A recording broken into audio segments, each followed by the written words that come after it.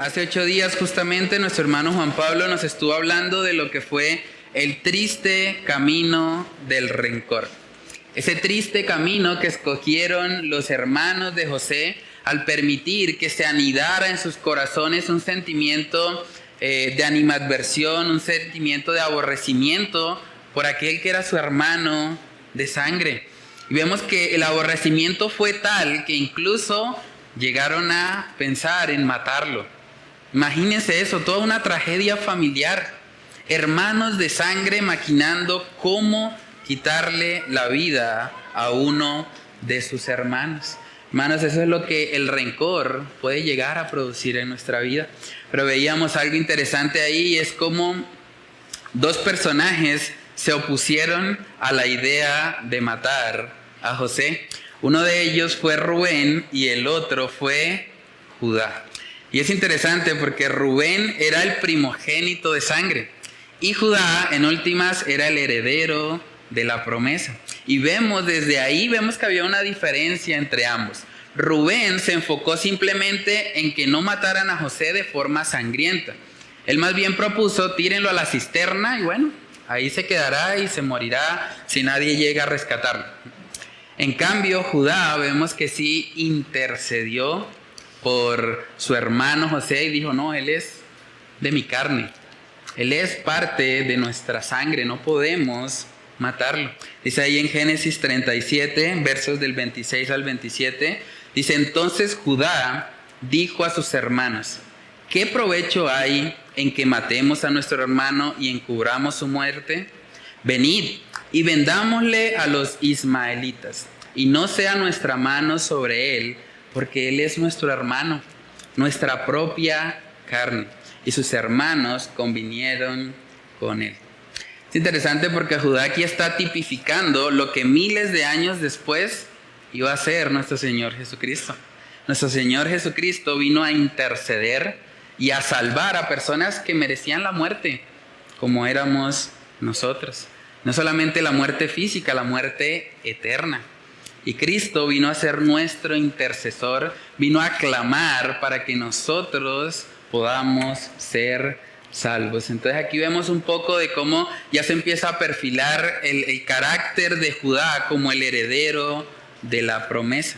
No obstante, hermanos, a pesar de que vemos algo de virtud en este pasaje de Judá, vemos que realmente él tenía un carácter mucho menos rencoroso que el de sus hermanos, un carácter mucho más compasivo, misericordioso. A pesar de eso, vamos a ver que tristemente Judá, al igual que todo el linaje también de nuestro Señor Jesucristo, tuvo que lidiar con el pecado. Y Judá, a pesar de ser el heredero de la promesa, fue una persona que se comportó de manera hipócrita. Y vamos a verlo, Génesis capítulo 38, versículos del 1 al 11. Vamos a ver hoy lo que son las consecuencias de la hipocresía. Las consecuencias de la hipocresía. Génesis 38, versos del 1 al 11, dice ahí, aconteció en aquel tiempo que Judá se apartó de sus hermanos y se fue a un varón adulamita que se llamaba Hira.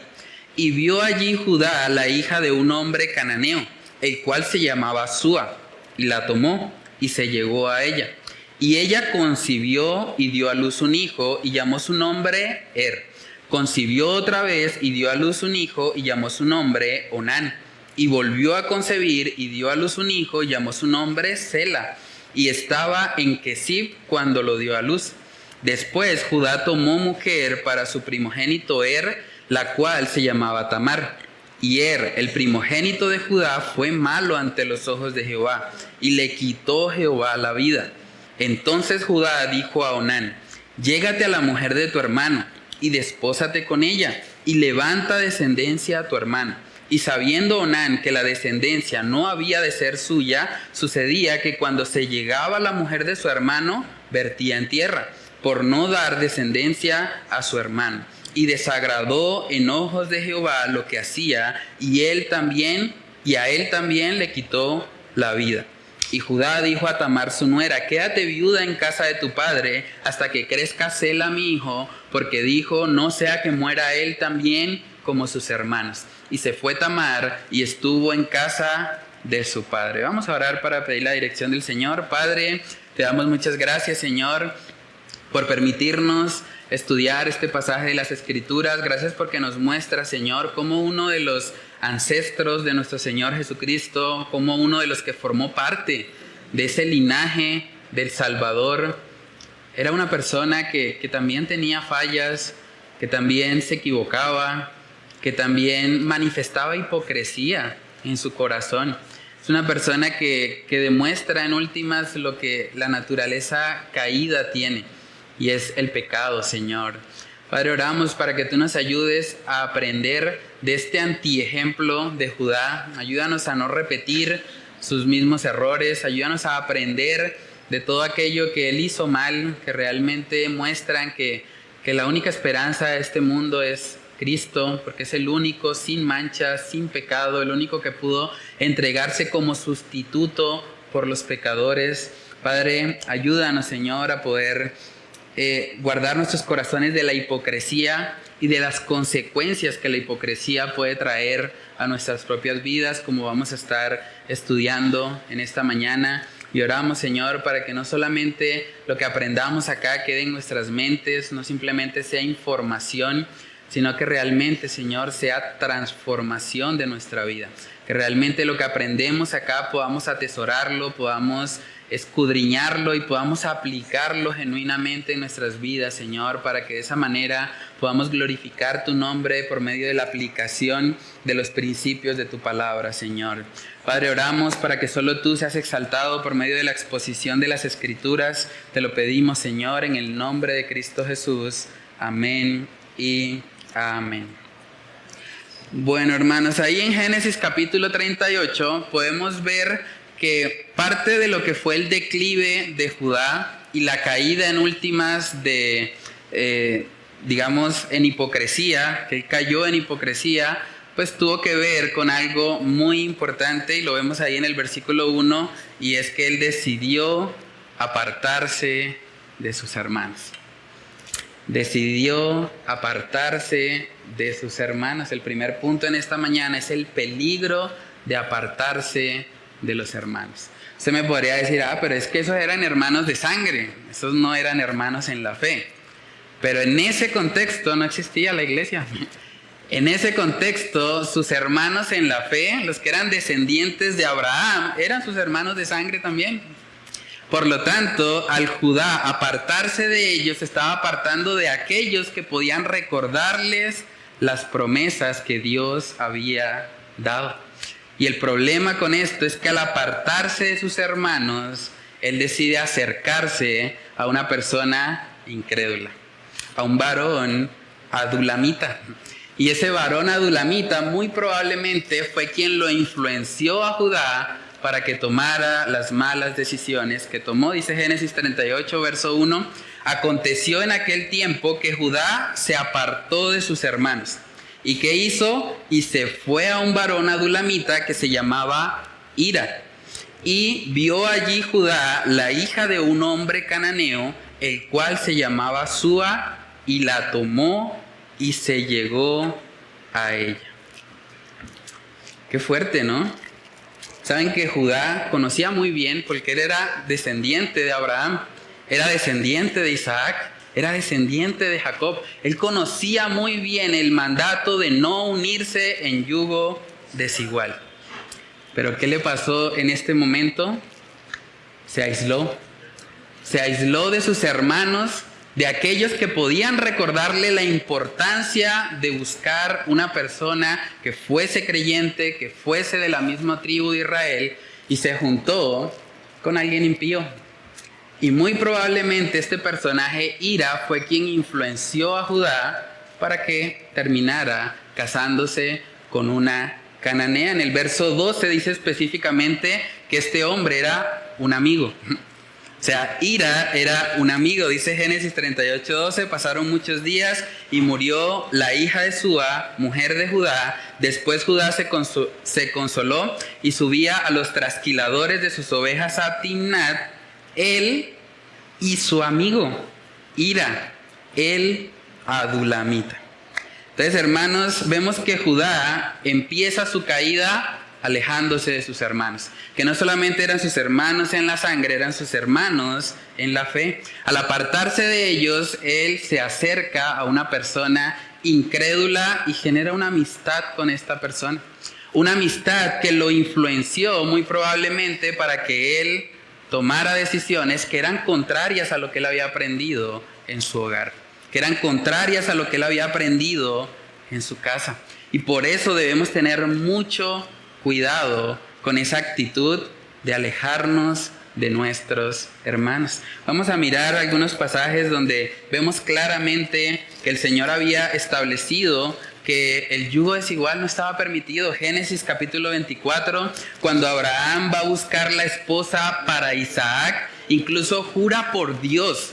Así de importante es este tema, que Abraham juró por Dios que no iba a permitir que su hijo o que el criado que le iba a buscar la esposa buscara una mujer cananea. Génesis capítulo 24, versos del 2 al 4 dice: y dijo Abraham a un criado suyo, el más viejo de su casa, que era el que gobernaba en todo lo que tenía: pon ahora tu mano debajo de mi muslo y te juramentaré por Jehová, Dios de los cielos y Dios de la tierra, que no tomarás para mi hijo mujer de las hijas de los cananeos, entre los cuales yo habito, sino que irás a mi tierra y a mi parentela y tomarás mujer para mi hijo Isaac. Era un asunto bastante serio para Abraham. Abraham, cuando envía a su criado a buscar la esposa de Isaac, es bastante estricto y le dice: no puedes permitir que mi hijo se una con una mujer cananea. ¿Y qué está haciendo Judá en este pasaje? Se está uniendo a una mujer cananea. Pero ¿cómo llegó a ese punto? ¿Cómo llegó a ese declive espiritual? Fue precisamente por haberse alejado. Hermanos, como cristianos, nosotros, un medio de gracia que el Señor nos ha dejado es la iglesia. La iglesia tiene 1000 errores, la iglesia tiene 1000 fallas. Yo no voy a justificar la iglesia no es perfecta, pero en últimas, la iglesia es un medio de gracia que el Señor ha dejado para nuestro bien. La iglesia es para edificación de nuestras almas. Cuando un cristiano se aleja de la iglesia, casi siempre es el primer paso para su declive espiritual, para cuando va a empezar a sufrir consecuencias. Saben que no solamente para Abraham era muy importante, para el mismo Isaac. Isaac, que en últimas vio en carne propia, tuvo la bendición de casarse con Rebeca, ese pasaje que estudiamos también hace un tiempo, el pasaje más extenso de todo el libro de Génesis, describe muy bien cómo fue ese proceso de cortejo, cómo él decidió estar con esta mujer, no simplemente por su belleza física, sino más bien por los atributos que había en su carácter. Porque el carácter, en últimas, es lo que queda en un matrimonio. La belleza física pasa, pero al final te quedas con el carácter, te quedas con la persona, con su alma, con su ser. Y eso fue lo que priorizó Isaac. Ahora, Isaac, que había sido partícipe de esa bendición, también para su hijo Jacob, aunque él no obedeció, pero él se esforzó por recordarle este principio. Génesis capítulo 28, en los versos del 1 al 2, miren lo que le dice Isaac a su hijo Jacob. Génesis 28, 1. Entonces Isaac llamó a Jacob y lo bendijo y le mandó diciendo: no tomes mujer de las hijas de Canaán. Una vez más le dice: levántate, ve a Padán Aram, a casa de Betuel, padre de tu madre, y toma allí mujer de las hijas de Labán, hermano de tu madre. Para Isaac también era un asunto muy importante. Y aunque Jacob no obedeció esto, Jacob tristemente también tomó malas decisiones en cuanto a su vida sentimental. Vemos que terminó incluso con 4 esposas, con 4 mujeres, tuvo hijos de las 4 y bueno, fue un desorden total su vida sentimental. Pero más allá de eso, Isaac procuró inculcarle a su hijo la importancia de no unirse con una mujer cananea. Pero tristemente lo que hizo Judá en este contexto fue olvidarse de Abraham, olvidarse de Isaac, olvidarse de sus antepasados, que eran los que le habían dejado en últimas la promesa que vendría a través de él, porque a través de Judá vino el Salvador, pero él hizo caso omiso de todo eso. Y por la tradición oral era muy probable que Judá conocería todos estos pasajes. Génesis 24, Génesis 28, él conocería la historia de su bisabuelo Abraham, de su abuelo Isaac, y conocería obviamente la historia de su papá Jacob, las consecuencias que él tuvo que vivir. Y conociendo todo eso, él opta simplemente por hacer caso omiso. Pero ¿cómo empezó todo? Alejándose de sus hermanos. Hermanos, cuando nos alejamos de la iglesia, cuando nos alejamos de nuestros hermanos, estamos expuestos. Saben que una de las metáforas que Dios usa para describir a la iglesia es que somos un rebaño. ¿Qué pasa en un rebaño de ovejas cuando la oveja se aparta del rebaño? ¿Qué pasa cuando viene el lobo? Cuando ve el rebaño, entre todos nos protegemos, ¿cierto? Entre todos podemos sobrellevar la carga, la dificultad. Pero una oveja sola versus un león rugiente que anda buscando ahí a quien devorar, es presa fácil. Es presa fácil para el enemigo. Entonces, hermanos, debemos cuidar mucho nuestros corazones y preguntarnos si realmente estamos valorando la iglesia, la hermandad, las personas que nos guían espiritualmente, que nos aconsejan, que nos escuchan, que oran por nosotros, que se preocupan por nuestras almas. Saben que en Primera de Juan capítulo 1 también se nos dice que una evidencia de que andamos en luz es que tenemos comunión unos con otros. Primera de Juan capítulo 1 versos del 5 al 7 dice: este es el mensaje que hemos oído de él y os anunciamos. Dios es luz y no hay ningunas tinieblas en él. Si decimos que tenemos comunión con él y andamos en tinieblas, mentimos y no practicamos la verdad. Pero si andamos en luz, como él está en luz, tenemos comunión unos con otros. Y la sangre de Jesucristo su Hijo nos limpia de todo pecado. Entonces, según este pasaje, ¿cuál es la evidencia de que andamos en luz? Tenemos comunión. Comunión unos con otros. ¿Saben que si hay algún área de nuestra vida que nosotros tal vez preferimos ocultarla a la iglesia? Y tal vez preferimos manejarla solos y no decirle nada a nadie de la iglesia porque de pronto me pueden decir algo, de pronto me van a llamar la atención, de pronto me exhortan.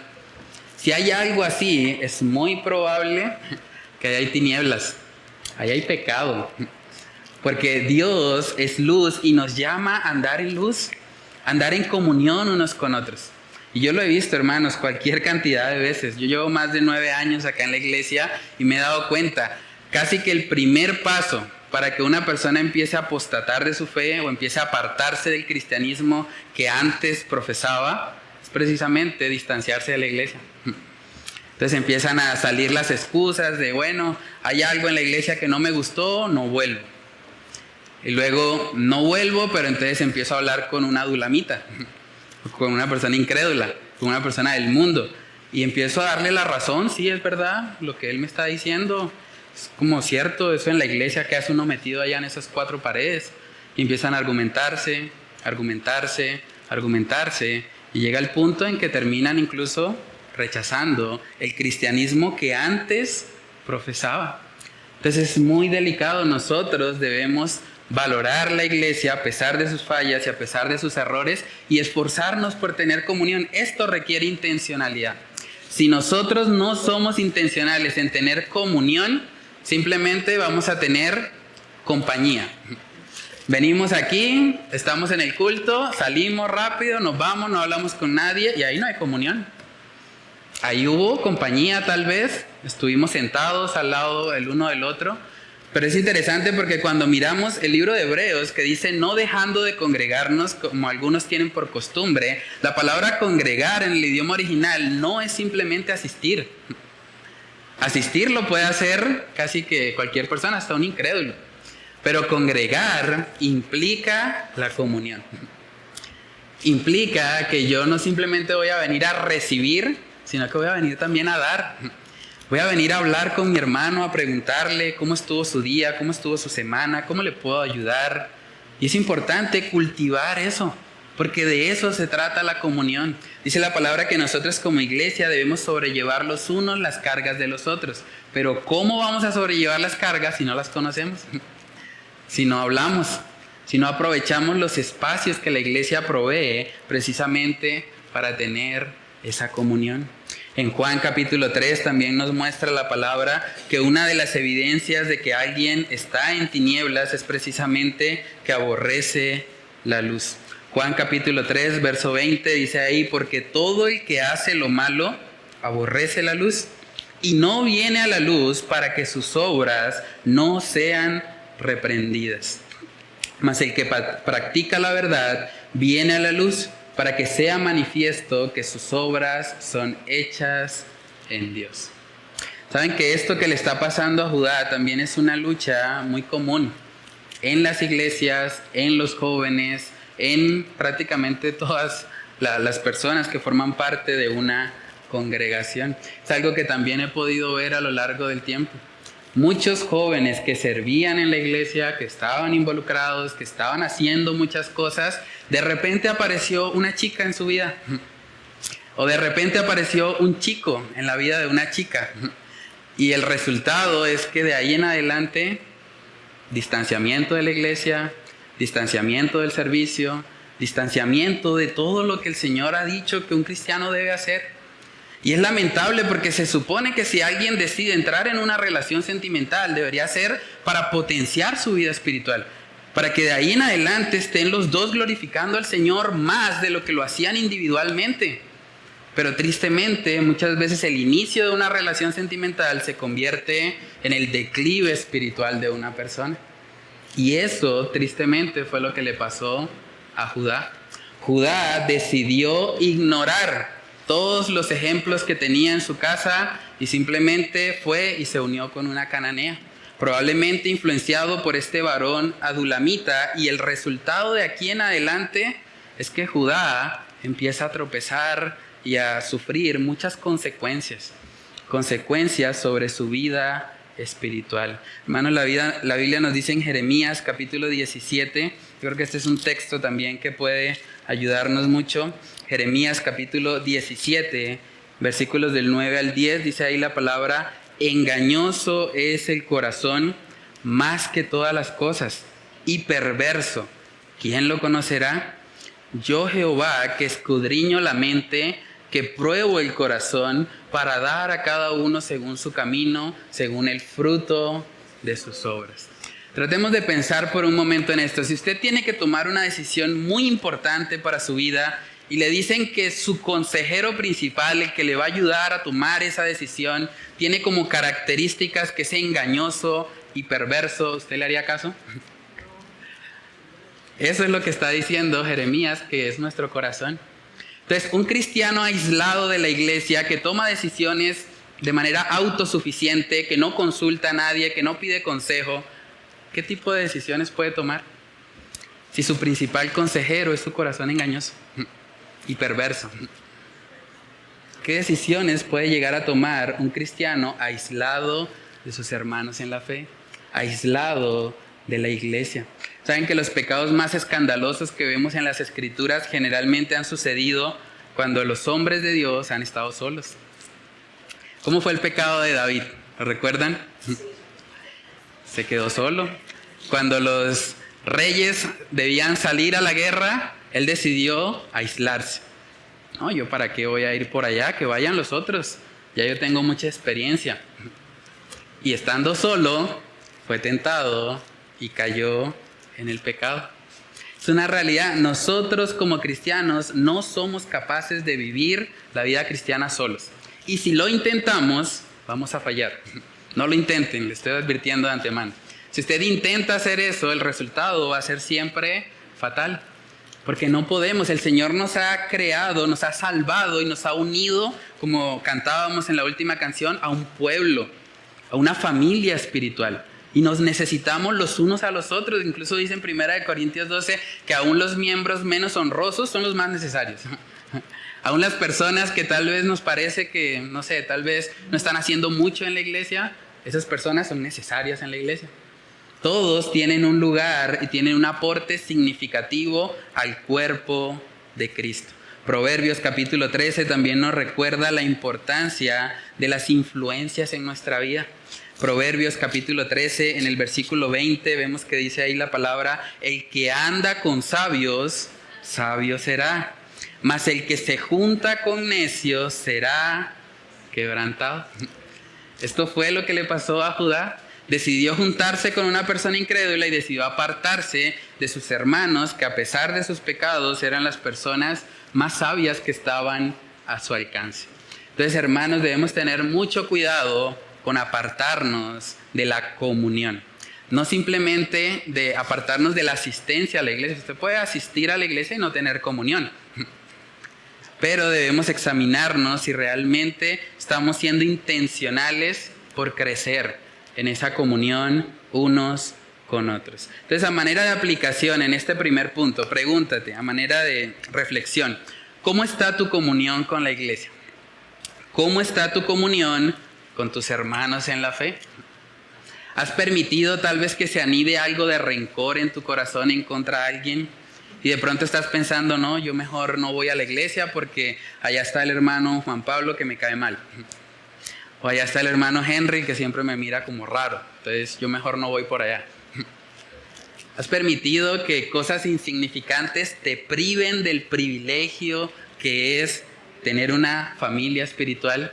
Tener hermanos en la fe que te puedan ayudar, que te puedan guiar. Nótese que no estoy preguntando simplemente por la asistencia a los cultos. Porque asistir a los cultos también es fácil. Pero el llamado de la Escritura es a tener comunión, es abrirse. Es contar nuestras luchas, es pedirle a un hermano que ore por mí, decirle: estoy pasando por esta dificultad, necesito de tu oración, hermano, necesito de tu apoyo, necesito que como familia en la fe podamos salir adelante en esta situación que estamos enfrentando. Tú tienes al menos una persona, una persona en tu vida con la que tú puedes hablar abiertamente, con la que tú puedes tener una conversación honesta de tus fallas, de tus luchas, de tus pecados. ¿Tienes al menos una persona así? Decía un predicador que todo cristiano necesita un Pablo. Un Pablo viene siendo un líder espiritual en nuestra vida, alguien que nos dirige, que nos aconseja. Y todo cristiano también necesita un Bernabé, alguien que va a nuestro lado, alguien que puede ayudarnos, que está creciendo junto con nosotros. Y todo cristiano también necesita un Timoteo, alguien en quien invertirse, alguien en quien pasar el conocimiento que el Señor nos ha permitido adquirir.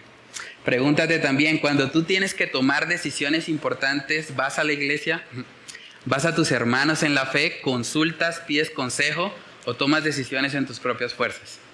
¿O tomas decisiones consultando a los adulamitas, a los incrédulos? Es que como ya en la iglesia sé que no me van a aprobar lo que yo pienso, entonces voy a buscar a alguien que no sea cristiano, que sea un cristiano realmente muy dudoso, un cristiano nominal, a ver si de pronto él me aprueba. ¿Cómo buscas consejo? ¿A quién consultas? Cuando vamos a tomar decisiones importantes, y evidentemente el matrimonio es una decisión importante, una decisión que Judá tristemente no consultó ni siquiera con su papá, ni siquiera con Jacob.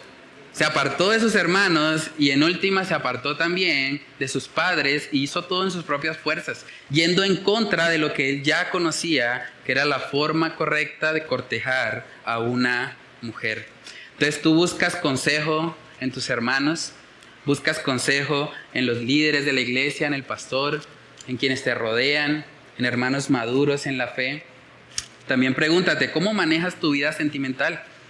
El problema de Judá es que probablemente la vio, y dice el texto que él la vio y la tomó.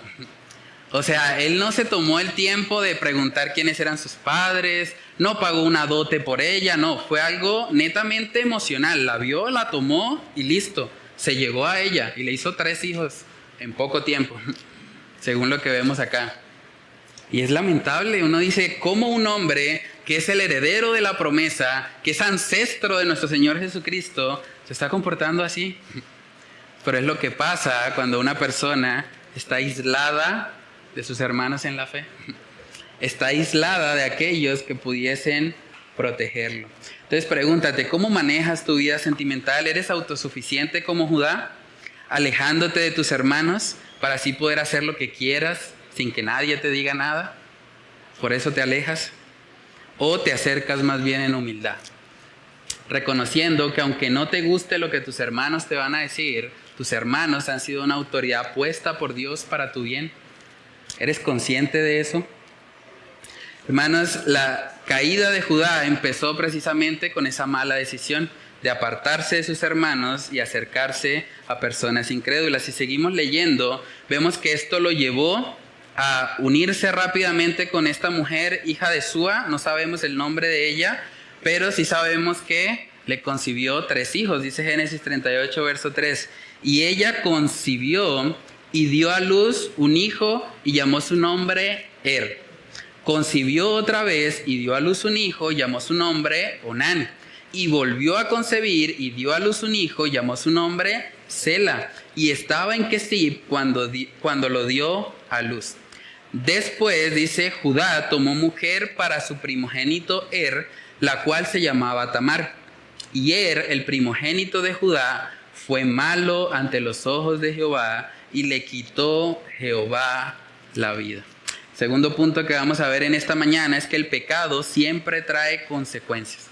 Siempre trae consecuencias tanto para el autor del pecado como para su prójimo. Esto es una realidad. Lo estudiamos cuando hablamos de la generación de Esaú. El pecado no solamente afectó a Esaú. El pecado afecta a todas las áreas, a todas las personas, a todo el prójimo de aquel que peca. Yo creo que Judá tal vez estaría pensando, bueno, pues ya me quité de encima a estos hermanos míos que son tan fastidiosos, tan legalistas, siempre hablando de que no me una con las cananeas. Y ahora sí, mire, rapidito tuve 3 hijos y ahora estoy viviendo la vida que tanto quería vivir. Y tal vez pensando que se había salido con la suya, en realidad lo que Judá va a enfrentar aquí es consecuencias. Consecuencias terribles para su vida. Nótese que cuando él escogió a la mujer cananea, la escogió sin consultarle a nadie, completamente autosuficiente, ni con sus padres lo habló, simplemente fue, la tomó y punto. En cambio, cuando su hijo nació, dice el texto que él quiso ir y tomar una mujer para él. Quiso hacer con su hijo lo que él no había hecho en su propia vida. ¿Y cuál es el resultado de eso? ¿Qué pasa cuando un hijo ve que su padre le pide hacer algo que él mismo no aplica, que él mismo no vive? El resultado muchas veces es rencor, aborrecimiento a ese padre, porque están viendo incoherencias. Mi papá tanto que decía que no había que meterse con una cananea y mire cómo terminó. Debemos tener mucho cuidado. Ese tipo de incoherencias en últimas son las que hacen que muchos hijos no quieran saber nada del cristianismo, no quieran saber nada de la iglesia, porque ellos simplemente están viendo que su papá es un hipócrita, su papá predica algo que él no vive, su papá quiere escoger la esposa de él, pero su papá sí escogió como a él le pareció y como la primera que encontró, la que más le gustó y listo. Y no sabemos específicamente, porque la Biblia no nos dice cuál fue el pecado de o qué fue lo que él hizo que desagradó tanto al Señor, pero sí sabemos que fue algo muy grave, porque el Señor mismo decidió quitarle la vida. Yo creo que esto es un reto también para los padres. El argumento de muchos hijos hoy en contra del cristianismo es: papá me pide cosas que él no está viviendo. Papá es uno en la iglesia y es otro en la casa. Papá es uno en la iglesia y es otro en el trabajo. Es otro en la empresa. Entonces, si eso es el cristianismo, prefiero no participar de ello. Y es lamentable eso. Y es un reto. Saben que según algunas estadísticas en Estados Unidos, se estima que el 28%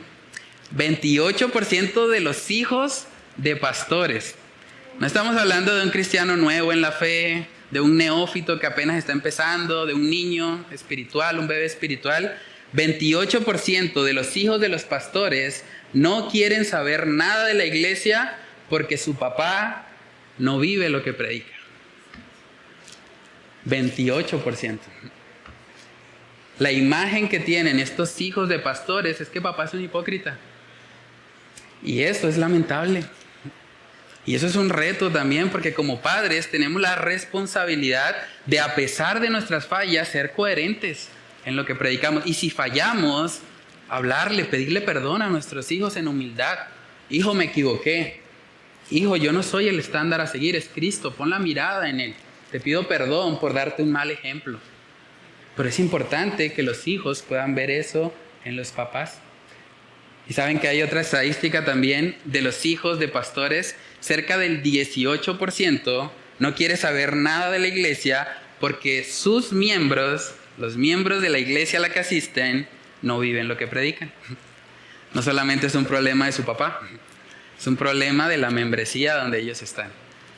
Y es lamentable, y obviamente eso no los justifica. Ellos no van a poder ir delante de Dios y decir: Señor, yo no creí en ti porque en la iglesia eran hipócritas.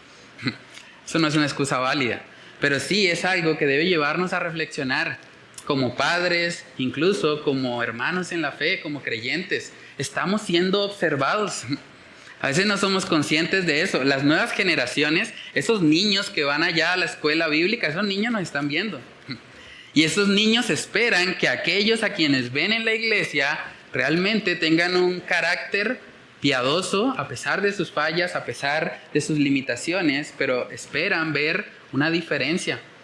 Y si ellos ven hipocresía en nosotros, el resultado va a ser que muy probablemente terminen apartándose del cristianismo. Deuteronomio capítulo 6, versos del 4 al 9. Deuteronomio capítulo 6, versos del 4 al 9, vemos el mandato de Dios para los padres.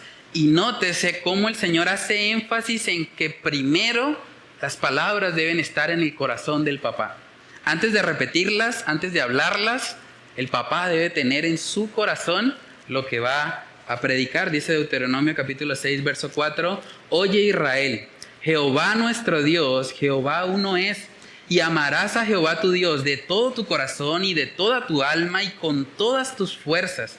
Óigase bien, y estas palabras que yo te mando hoy estarán sobre tu corazón. Primero tienen que estar en el corazón. Verso 7, y las repetirás a tus hijos y hablarás de ellas estando en tu casa y andando por el camino y al acostarte y cuando te levantes. Y las atarás como una señal en tu mano y estarán como frontales en tus ojos. Y las escribirás en los postes de tu casa, y en tus puertas. Ya es hora del almuerzo. Entonces sí, ahí podemos ver realmente cómo este mandato está enfocado primeramente en el corazón de los padres. La palabra tiene que morar abundantemente en el corazón de papá, para que cuando papá hable, su hijo pueda ver que realmente no está simplemente echando carreta. No está simplemente hablando cosas que él no vive. Está hablando desde el corazón. Y es el llamado de Dios para los padres. No sabemos específicamente qué haya pasado en la vida de este joven Él tenía un padre hipócrita, tenía una mujer cananea, no tenía muy buenas influencias realmente en su vida, pero en últimas, él era responsable por lo que había hecho. Y aunque la Biblia no nos muestra específicamente qué fue lo que hizo, sí nos dice muy claramente que fue alguien malo. Dice ahí en Génesis 38, en el verso 7, y el primogénito de Judá, fue malo ante los ojos de Jehová, y le quitó Jehová la vida. Cuando miramos pasajes así podemos pensar, eso es como muy duro, ¿no? ¿Cómo así de que Dios le quitó la vida? Si simplemente era una víctima de la familia terrible que le tocó. Pero Dios no le quitó la vida al papá, no le quitó la vida a la mamá, le quitó la vida a él. Y eso sabemos que fue un acto de completa justicia. ¿Cómo lo sabemos? La Biblia nos lo dice. Romanos capítulo 6, verso 23. Este es un texto muy conocido. Romanos 6, 23 dice: porque la paga del pecado es muerte, mas la dádiva de Dios es vida eterna en Cristo Jesús, Señor nuestro. Lo que recibió no fue un castigo desproporcionado.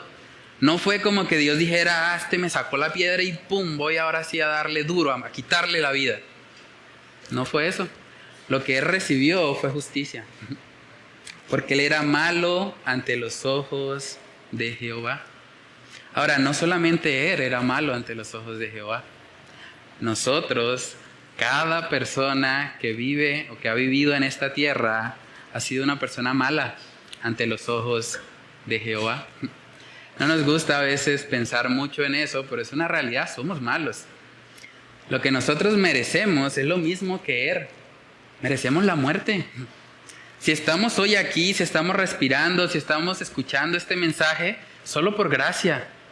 Es solo porque Dios decidió no darnos lo que merecemos. Pero todos nosotros hemos sido malos. A este mundo le gusta mucho consolarse a veces con la falsa idea de que son buenas personas. Y uno ve a veces la gente diciendo cosas como, bueno, en últimas, crea en el Dios que crea, eso no importa, lo importante es que usted sea buena persona. Mucha gente dice, hay ateos que son muy buenas personas y son mejores personas que los cristianos. Y como que ellos se consuelan con esa idea pensando, bueno, pues yo no soy tan malo, pero su estándar de bondad es el estándar propio. Es el estándar del corazón engañoso y perverso que vimos en Jeremías 17. Por eso ellos se creen buenos cuando realmente no lo son. Porque según el estándar de Dios, según los 10 mandamientos, todos hemos pecado y todos estamos destituidos de la gloria de Dios. No hay justo ni aun uno, no hay nadie que haga lo bueno, no hay ni siquiera uno. No hay. Todos hemos sido malos ante los ojos de Jehová, dice en Santiago capítulo 2, ese es un texto también que nos ayuda mucho en el evangelismo cuando estamos hablando con personas que se creen buenas. Santiago capítulo 2, verso 10 dice, porque cualquiera que guardare toda la ley, pero ofendiere en un punto, se hace culpable de todos. Porque el que dijo, no cometerás adulterio, también ha dicho, no matarás. Ahora bien, si no cometes adulterio, pero matas, ya te has hecho transgresor de la ley.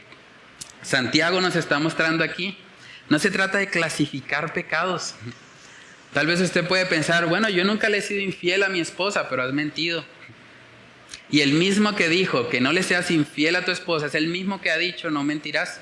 Por lo tanto, has transgredido la ley que el mismo Dios ha dado. Entonces no tenemos excusa realmente delante de Dios, al igual que no podía justificarse diciendo, bueno, pues mi papá era un hipócrita, mi mamá era cananea, nadie me habló, nadie me guió bien, entonces yo soy una víctima de mis circunstancias, ¿no? Él había pecado y como dice en Ezequiel también, Ezequiel capítulo 18, ese es otro texto también que nos recuerda la justicia de Dios. Ezequiel capítulo 18 en el versículo 20. Dice ahí, el alma que pecare, esa morirá. El hijo no llevará el pecado del padre, ni el padre llevará el pecado del hijo. La justicia del justo será sobre él, y la impiedad del impío será sobre él. Entonces, no podía justificarse en el pecado de sus padres. Había sido culpable y como alma que había pecado, tuvo que morir. Tuvo que recibir la consecuencia justa de lo que él había hecho. De la misma manera, hermanos, tú y yo somos responsables de nuestro pecado delante de Dios. No podemos culpar a nuestra familia, no podemos culpar a la sociedad. Ese famoso dicho de que el hombre nace bueno y la sociedad lo corrompe es mentira. Es una falacia. Realmente el hombre nace malo y por eso es que la sociedad está corrupta. Porque la sociedad no es algo abstracto, la sociedad está compuesta de personas y esas personas son malas y son las que traen la corrupción a nuestra sociedad. Entonces, hermanos, el pecado trae consecuencias. Consecuencias para nosotros, consecuencias para quienes nos rodean. En últimas, tuvo que sufrir consecuencias del pecado de su papá. Proverbios capítulo 19, ahí podemos ver cómo el pecado permea realmente todas las áreas de nuestra vida. Proverbios 19, verso 26, dice ahí la palabra del Señor, el que roba a su padre y ahuyenta a su madre, es hijo que causa vergüenza y acarrea oprobio. Aquí lo vemos una vez más. El pecado del hijo está trayendo consecuencias a su padre y a su madre. Y el primer entorno donde se hace evidente las consecuencias del pecado es en el hogar, en la familia. Cuando nosotros pecamos, nuestra familia sufre. Nuestra familia tiene que pasar a veces consecuencias dolorosas. ¿Por qué? Porque hemos pecado. Y es muy importante ser conscientes de eso también para que el Señor nos guarde de pecar. Proverbios capítulo 14 en el verso 35 dice: la benevolencia del rey es para con el servidor entendido, mas su enojo contra el que lo avergüenza. La benevolencia del rey es para con el servidor entendido. Ahí hay una relación laboral. El rey y su servidor. Y el pecado, en últimas, genera vergüenza para el rey, enojo para el rey, ¿cierto? Entonces, el pecado no es un asunto privado. No es yo voy a ir a pecar y hacer lo que yo quiera y no le hago nada a nadie. Las consecuencias son solo para mí. Eso es una mentira. Si usted peca, su familia sufre. Si usted peca, el lugar donde usted trabaja va a sufrir. Porque ellos necesitan un trabajador que viva conforme a los principios de Dios. Y si usted está en pecado en su trabajo, no va a rendir como debería. Primera de Corintios capítulo 12. Cuando una persona peca, no solamente sufre la familia, no solamente sufre su empresa o el lugar donde trabaja, también sufre la iglesia. La iglesia sufre. Primera de Corintios capítulo 12, verso 26, dice ahí la palabra: de manera que si un miembro padece, todos los miembros se duelen con él. Y si un miembro recibe honra, todos los miembros con él se gozan. Saben que en el tiempo que el Señor me ha permitido estar en el ministerio, de las cosas más dolorosas que he tenido que enfrentar es ver el pecado en mis hermanos. Es ver el pecado, ver la rebeldía, ver que algunos simplemente quieren seguir en su maldad, en su iniquidad. Y por más de que se les ruegue y se les diga y se les exhorte con la palabra, están obstinados y quieren en su terquedad seguir y seguir y seguir. Y la iglesia sufre. El corazón se duele. Los miembros padecen al ver que una persona que forma parte de nuestra congregación está tomando decisiones pecaminosas. Hermanos, por naturaleza somos seres sociales. Formamos parte de colectivos, por lo tanto, nuestro pecado afecta al colectivo en el que estamos, siempre. Y eso debe retarnos a guardar nuestros corazones del pecado, a entender que mi pecado no solo me afecta a mí, mi pecado le duele a mi mamá, mi pecado le duele a mi papá, mi pecado le duele a mi pastor, mi pecado le duele a mis hermanos en la fe, mi pecado le duele a mi empleador, a las personas que están para quienes estoy trabajando. Mi pecado le duele a la sociedad.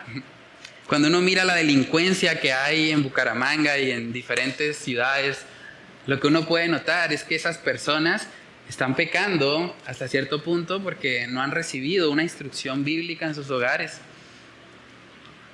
Y ese pecado que ellos cometen afecta a la sociedad en general y nos duele, nos afecta. Entonces, a manera de reflexión, preguntémonos: ¿tú eres consciente de que el pecado que cometes en tu vida no es simplemente un asunto privado? No es algo que solamente tiene que ver contigo y ya, sino que tu pecado afecta a tu familia, afecta a tu trabajo, afecta a tus compañeros de universidad, afecta a tu iglesia, incluso a la sociedad en general. ¿Tú eres consciente de eso? ¿Has dimensionado la gravedad de tu pecado, siendo consciente que lo justo para ti sería que Dios te quitara la vida, como Er? Tú no eres mejor que Er. Tú has sido malo ante los ojos de Jehová. Si Dios actuara en su justicia, perfectamente podría quitarte la vida. ¿Has visto el pecado como realmente es? ¿O simplemente lo estás minimizando, lo estás tapando, lo estás ocultando? Los padres que están aquí, preguntémonos: ¿estamos siendo conscientes de que nosotros somos la mayor influencia terrenal en la vida de nuestros hijos? Somos conscientes de que nuestra hipocresía puede convertirse en una excusa para que nuestros hijos no quieran saber nada del cristianismo, nada de la iglesia. Y los hijos que están acá también, pregúntense, ¿tú eres consciente de que delante de Dios no te puedes excusar en las faltas de tus padres? Que alguien podría tomar esto y decir, entonces yo no soy cristiano, es por mi papá, ¿no? Por ti, porque tú has decidido rechazar el cristianismo. Pero no puedes culpar a tus padres, así como él tampoco pudo culparlos, a pesar de que tuvo padres que no fueron de muy buen testimonio. Entonces, hermanos, podemos ver cómo la familia siempre es el blanco de Satanás. Todo esto que hemos estado estudiando en el libro de Génesis, todos los problemas que vemos en los patriarcas, siempre dan con el mismo punto en común, que es la familia. La familia es el blanco principal de Satanás. Por eso, como iglesia, hemos iniciado una serie que se llama La Familia Según Dios. Y tiene como propósito precisamente que los principios que aprendemos acá sean reales en nuestra casa. De nada sirve ser cristianos aquí el domingo si somos demonios en nuestra casa, en nuestras familias. Debemos pedirle al Señor que Él nos ayude, a pesar de nuestras fallas, a vivir vidas coherentes para Él. Lo siguiente que vamos a ver aquí, hermanos, es que no solamente pecó, sino que también el otro hijo de Judá, el que seguía en el linaje, que era Onán, también lo hizo. Y lo hizo de una forma tal que la Biblia sí nos muestra su mala acción o su pecado. Vamos a mirar ahí en Génesis 38, versos del 8 en adelante. Dice entonces, Judá dijo a Onán, llégate a la mujer de tu hermano y despósate con ella, y levanta descendencia a tu hermano. Y sabiendo Onán que la descendencia no había de ser suya, sucedía que cuando se llegaba a la mujer de su hermano, vertía en tierra, por no dar descendencia a su hermano. Y desagradó, óigase bien, en ojos de Jehová lo que hacía, y a él también le quitó la vida. Otro hijo de Onán actuando de forma contraria a lo que es el diseño de Dios. Entonces, hermanos, el tercer y último punto es la desagradable hipocresía de Onán. Dice el texto que fue desagradable ante los ojos de Jehová lo que él hizo. Y básicamente en ese contexto, en esa cultura, lo que sucedía era lo que se conoce como la ley del levirato. La ley del levirato decía que si un hombre casado moría y no dejaba descendencia, su hermano se unía precisamente con esa mujer viuda para que él pudiese tener descendencia. Y eso tenía varios propósitos. Por un lado, salvaguardar el nombre de la persona fallecida para que esa persona no simplemente desapareciera de las genealogías y ya, sino que tuviese una descendencia. Y por otro lado, proveer protección y cuidado para la viuda. En ese contexto no habían gobiernos establecidos, no habían pensiones, no habían ayudas sociales. Una mujer viuda, si no tenía un esposo o no tenía hijos que le cuidaran, iba a quedar totalmente desamparada.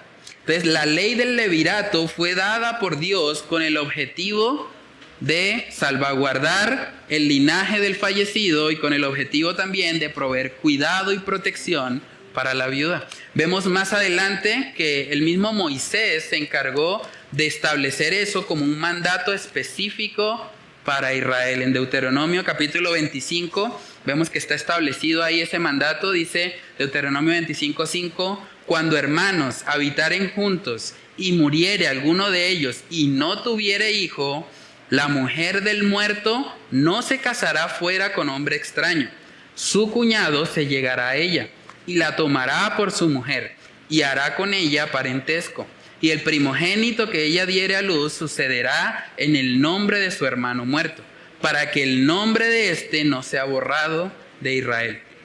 Y si el hombre no quisiere tomar a su cuñada, irá entonces su cuñada a la puerta a los ancianos y dirá, mi cuñado no quiere suscitar nombre en Israel a su hermano, no quiere emparentar conmigo. Entonces los ancianos de aquella ciudad lo harán venir y hablarán con él. Y si él se levantare y dijere, no quiero tomarla, se acercará entonces su cuñada a él delante de los ancianos y le quitará el calzado del pie y le escupirá en el rostro y hablará y dirá, así será hecho al varón que no quiere edificar la casa de su hermano. Y se le dará este nombre en Israel, la casa del descalzado. Aquí podemos ver que el Señor mismo se encargó de legislar esto. De hecho, si Onán hubiese estado bajo esta jurisprudencia, Onán debió haber sido escupido en la cara y públicamente haber sido puesto en vergüenza. Hubiese recibido consecuencias mucho más severas.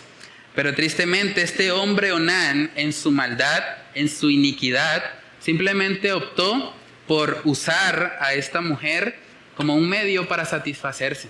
Y yo creo que hay por lo menos 3 lecciones que podemos aprender de esta historia que nos puede sonar tal vez un poco extraña, pero que en últimas es palabra de Dios y tiene propósito específico para nuestra vida. Yo creo que lo primero que podemos aprender es que Dios es desagradado cuando sabemos hacer lo bueno y no lo hacemos.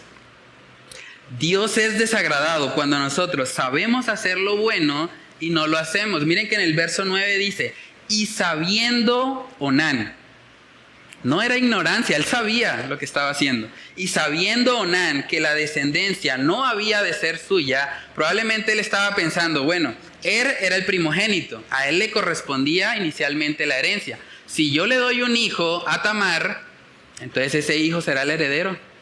En cambio, si decimos, si engañamos, si hacemos un plan para que parezca que ella es estéril, pues el siguiente en la primogenitura sería yo, porque soy el segundo. Entonces, esa herencia viene para mí. Probablemente Onán estuviese maquinando eso, porque dice el texto que él sabía que la descendencia no había de ser suya. Entonces, era ahí cuando él vertía en tierra para no dar descendencia a su hermano. Yo creo que el primer principio es ese. Dios es desagradado cuando sabemos hacer lo bueno y no lo hacemos. Hay un texto que nos muestra específicamente eso en el libro de Santiago. Santiago capítulo 4, en el versículo 17, dice ahí, y al que sabe hacer lo bueno y no lo hace, le es pecado. Al que sabe hacer lo bueno, el que sabe lo que debe hacer como Onán y no lo hace, le es pecado. Dios es desagradado cuando usted, que sabe qué es lo que debe hacer, decide simplemente no hacerlo. ¿Saben que yo creo que este es el problema más grande del mundo cristiano en general? En el mundo cristiano conocemos mucho acerca de las verdades bíblicas. Conocemos qué es lo que el Señor demanda de nosotros. Ese no es el problema. De hecho, yo creo que sabemos mucho más de lo que aplicamos. Y la consecuencia muchas veces es que Dios es desagradado cuando aquellos que saben hacer lo bueno, al igual que Onán, deciden simplemente no hacerlo.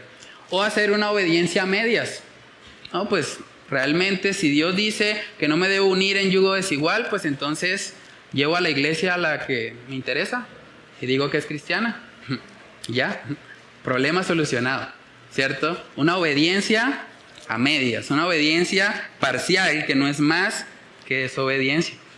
¿Cuántos de los que estamos acá sabemos que es bueno orar? Alcen la mano. Sabemos que es bueno orar, ¿cierto? ¿Cuántos de los que están acá sabemos que es bueno leer la palabra de Dios? Todos, ¿cierto? ¿Cuántos de los que están acá sabemos que es bueno ayunar? ¿Cuántos de los que están acá sabemos que es bueno congregarse más allá del domingo? ¿Cuántos de los que están acá sabemos que es bueno salir a evangelizar en las misiones urbanas? Ahí está. El problema no es que no sepamos. El problema es que sabemos hacer lo bueno y muchas veces no lo hacemos. Muchas veces somos semejantes a Onán en eso. Entonces vienen las excusas, vienen los problemas. Es que, pastor, usted no sabe lo que está pasando en mi casa. Yo no puedo ir a las misiones urbanas. A mí no me da el tiempo. Yo estoy ocupado. Yo tengo un cumpleaños. Yo tengo una fiesta familiar muy importante. Y bueno, cada uno sabrá cuáles son sus razones. Pero lo importante realmente es examinar nuestros corazones. Dios también es desagradado, ese es el segundo principio. Dios es desagradado cuando una mujer es usada simplemente como un objeto sexual. Dios es desagradado cuando una mujer es usada simplemente como un objeto sexual. Y es lamentable, lo he visto también muchas veces en la iglesia, entre los creyentes, hombres que utilizan incluso pasajes de la Escritura para decirle a su esposa: usted tiene que estar conmigo porque la Biblia dice, no os neguéis el uno al otro. El problema es que la Biblia también dice que el amor no busca lo suyo. Que el amor no se trata de satisfacerme yo. El amor se trata de sacrificio. Entonces, lejos de ir a exigirle a mi esposa que simplemente tiene que estar conmigo porque yo lo digo, porque la Biblia lo dice, y manipularla en eso, realmente yo debo tener un carácter comprensivo, un carácter amoroso, un carácter paciente. Y si hacemos eso, el resultado muchas veces es disposición de la esposa en la intimidad. Lo que Onán está haciendo aquí era desagradable también delante de Dios porque la estaba usando a Tamar como un objeto sexual, simplemente para su propio placer.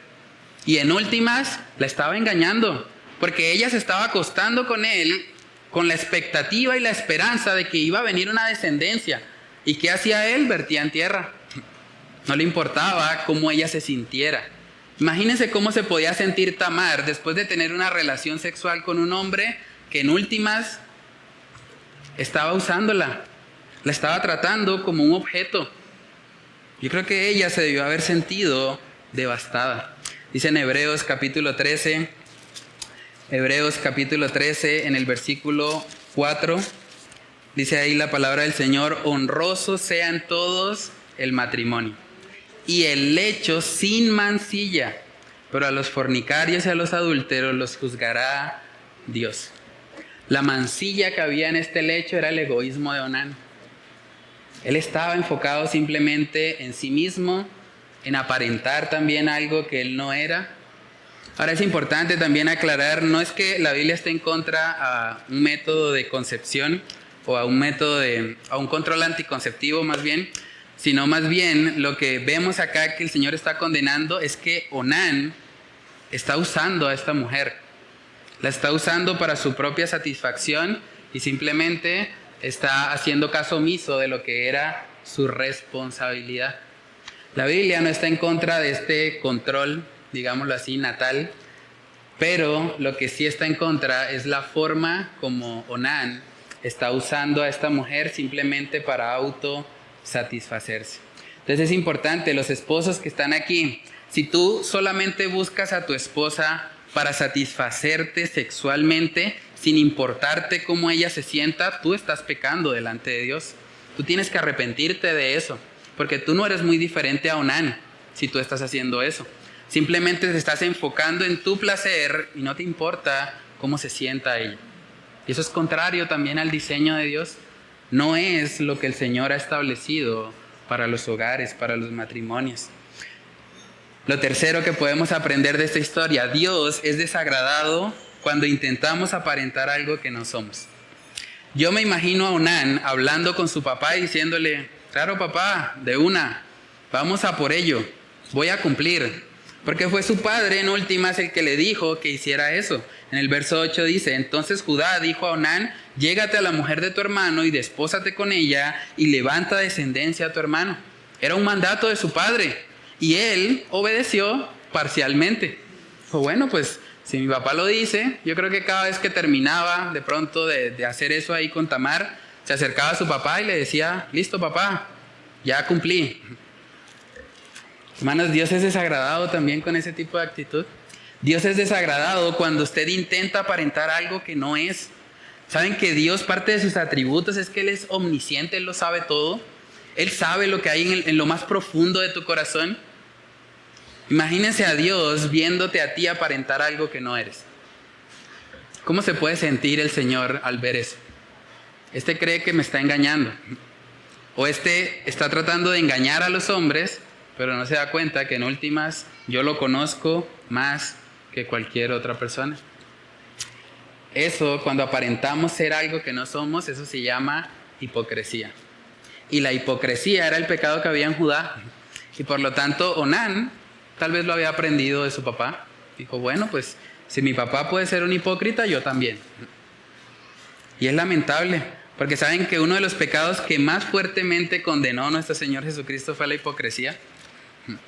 Mateo capítulo 23 en el verso 25 dice: «Ay de vosotros, escribas y fariseos, hipócritas, porque limpiáis lo de fuera del vaso y del plato, pero por dentro estáis llenos de robo y de injusticia.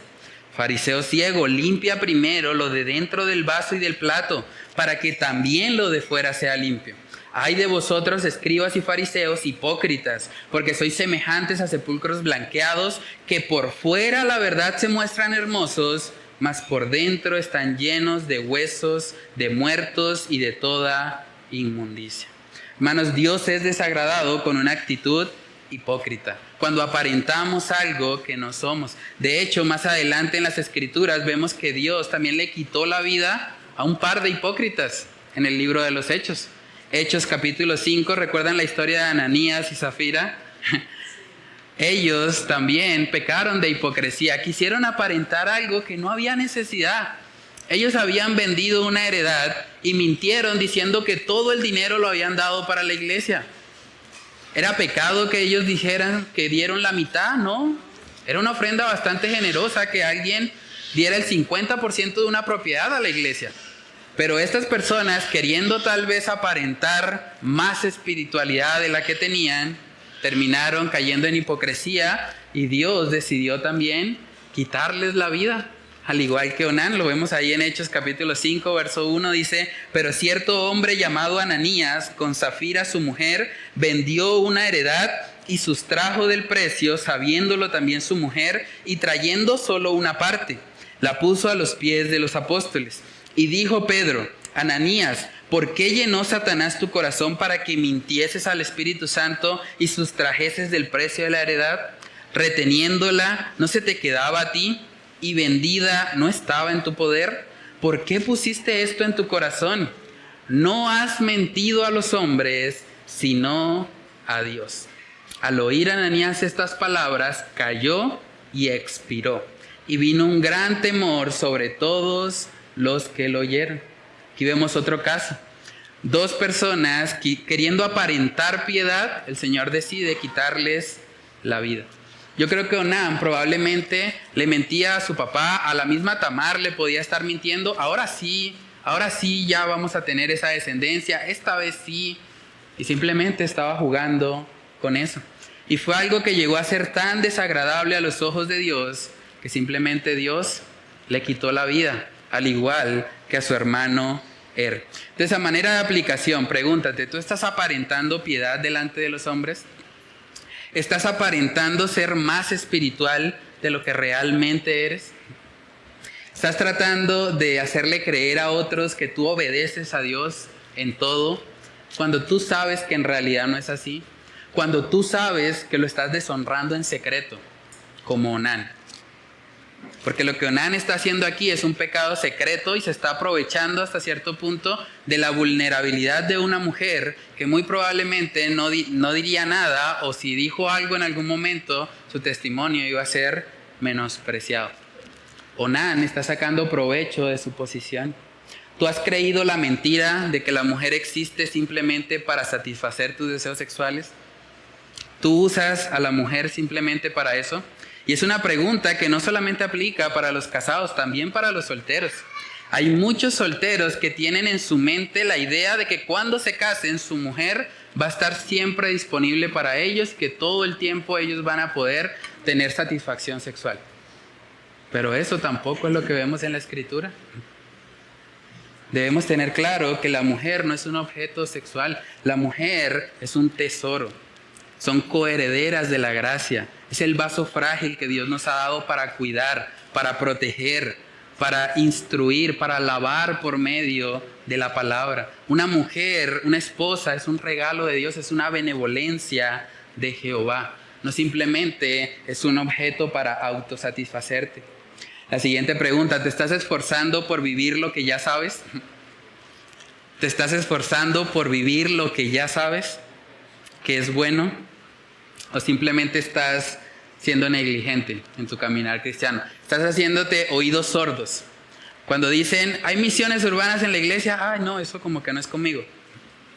Hay ayuno en la iglesia, no, es que eso es para el pastor, que vaya el pastor al ayuno, sí, que ore por nosotros. ¿Te estás haciendo de oídos sordos a lo que el Señor te ha mandado hacer? Hermanos, es lamentable, mientras en Nigeria, como acabamos de ver, en Nigeria los cristianos son perseguidos por congregarse, por servir, porque están evangelizando. Aquí en Colombia, o por lo menos en Bucaramanga, parece que hay que perseguir a los cristianos para que se congreguen, perseguir a los cristianos para que sirvan, perseguir a los cristianos para que participen de las actividades, de lo que la iglesia organiza. Hemos invertido totalmente los roles. Y por eso este espacio que tuvimos hoy del domingo de la iglesia perseguida tiene un llamado, una aplicación a nuestras vidas. Tenemos que despertar. No podemos seguir viviendo un cristianismo tibio. Hermanos, Cristo viene. Y nosotros como iglesia tenemos el llamado, tenemos una comisión que Él nos dejó. Imagínense ver al Señor cara a cara y decirle, Señor, no hice lo que tú me pediste hacer. Imagínense a Cristo, aquel que murió en nuestro lugar, aquel que recibió el castigo que nosotros merecíamos, escuchando simplemente que fuimos negligentes. Señor Jesús, tu palabra dice que vaya y haga discípulos, pero es que yo estaba muy ocupado, tú sabes que estaba montando una empresa y tú sabes que la empresa pide muchas cosas y la procuraduría y bueno, los papeles, la contaduría, la declaración de renta y no, Señor, eso no me dio tiempo. ¿Realmente vamos a excusarnos así delante de nuestro Señor? Hermanos, dice la palabra en Mateo capítulo 28, versos del 18 al 20. Ese es el famoso pasaje de la Gran Comisión.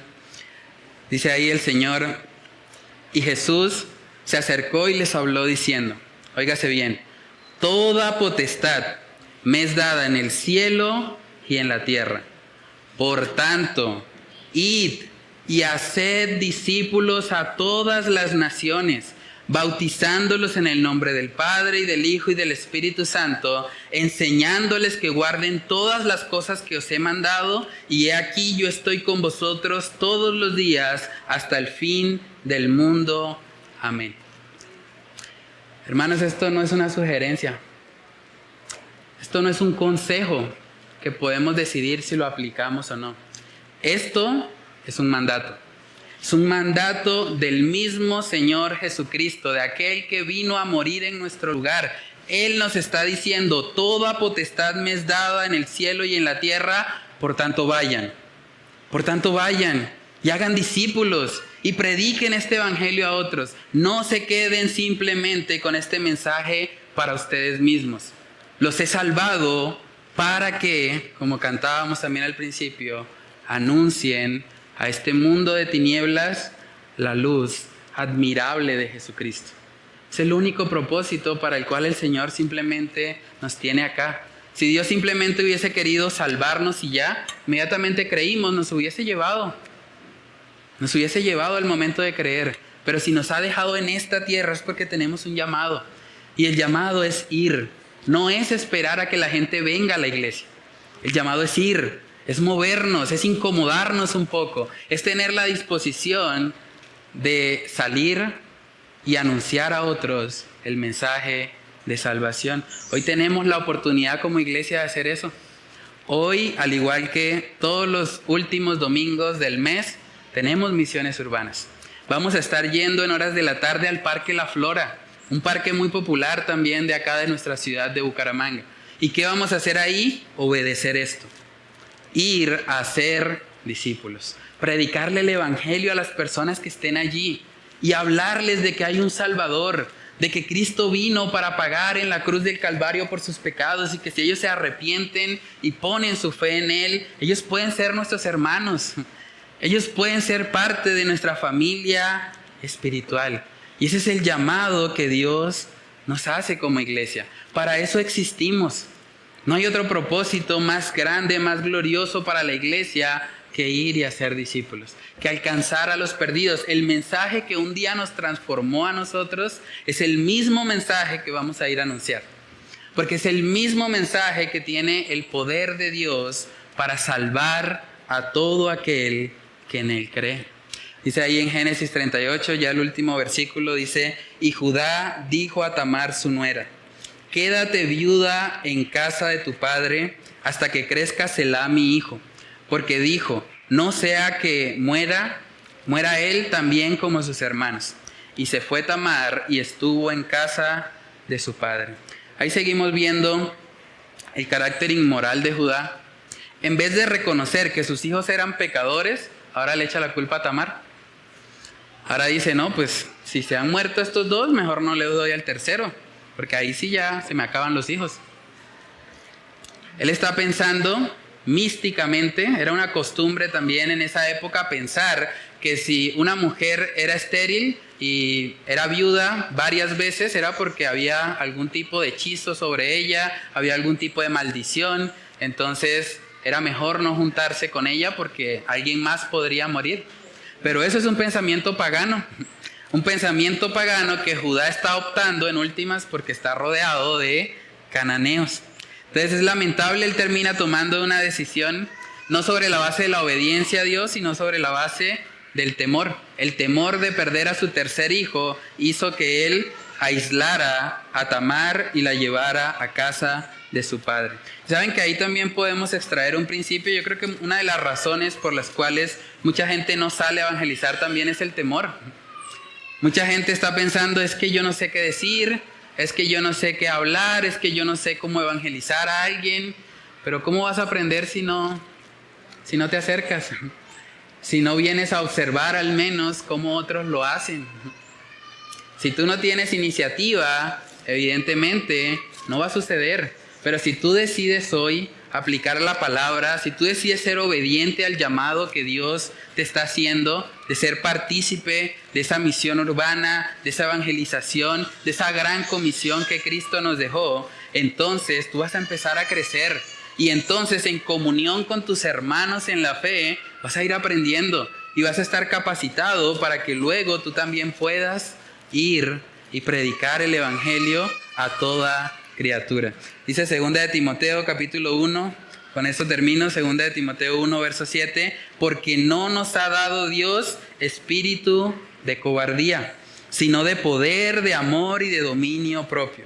Por tanto, no te avergüences de dar testimonio de nuestro Señor ni de mí, preso suyo, sino participa de las aflicciones por el evangelio según el poder de Dios, quien nos salvó y llamó con llamamiento santo, no conforme a nuestras obras, sino según el propósito suyo y la gracia que nos fue dada en Cristo Jesús antes de los tiempos de los siglos.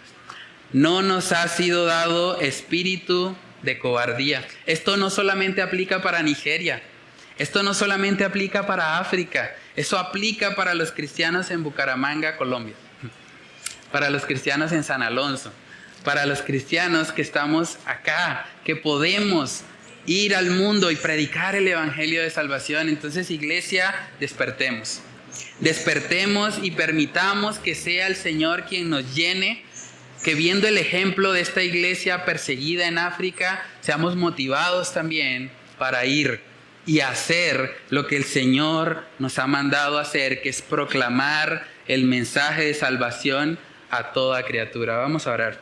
Padre, te damos muchas gracias, Señor, por este tiempo. Gracias porque nos permites aprender acerca de el carácter de Judá, acerca de sus pecados, acerca de su hipocresía, acerca de cómo él decidió simplemente aislarse, alejarse de sus hermanos y tuvo que pasar por consecuencias muy fuertes, no solo él, sino sus hijos, su familia, quienes le rodeaban.